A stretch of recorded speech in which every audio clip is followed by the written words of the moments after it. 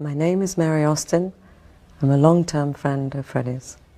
He would come in with occasionally, I think he was brave enough to come in on his own, but most times he would come with Roger, or he'd come along with somebody, and he would smile and say hello in passing, which became quite often. And I think this went on for about 5 or 6 months. And finally he asked me if I wanted to go out on a date. And I met Mary at a concert in Imperial College, my own college, and just sort of got chatting to her because she was sitting behind me. And I was pretty shy, but somehow I plucked up the courage to ask her out. And we went out a few times. She was very wary of anyone.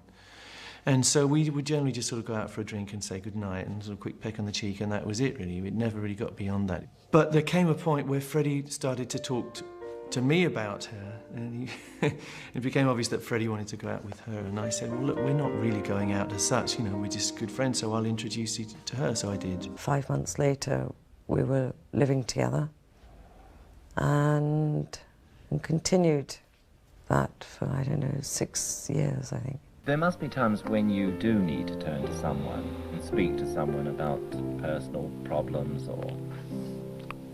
I don't know, I don't have that many people to turn to. The only one who we're talking about is Mary, who's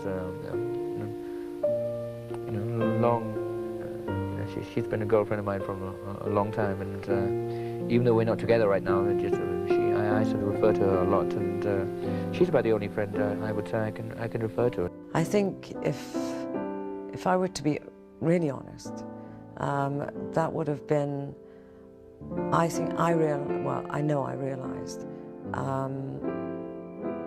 when he first joined John Reed Enterprises. I really did realize then that why the relationship had changed. I didn't know who he was with or who he was seeing, but I had a good idea then. But I wasn't absolutely sure.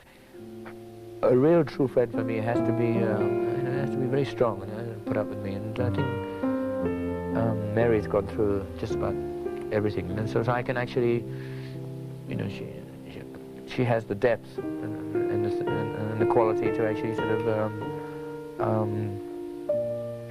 adapt to me and talk to me about very serious things, and she's about the only person I can think about. It was a relief, really, to actually hear it from him, to have surmised that was the problem probably for the last 2 years of the 6 years that we were together. To know that I had more or less guessed right. But certainly once that had been discussed, he was a different person again. He was like the person I'd known in the early years. He was more at one with himself, more relaxed, more happy. And I don't think he ever thought that I would be supportive of him, of him becoming a gay. But I was, because it was part of himself. And it was nice to see Freddie at one with himself. It was more than nice, it was wonderful. It was such a happy person that you couldn't deny Freddie the right to be at one with himself. I see it as a love that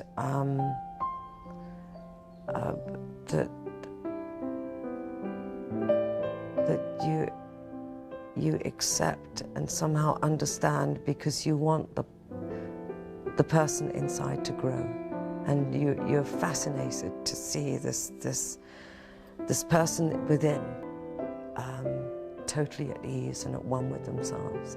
There's a great feeling, a great almost euphoric feeling that you are witnessing. The development is just... And he gave so much, so how could you not give?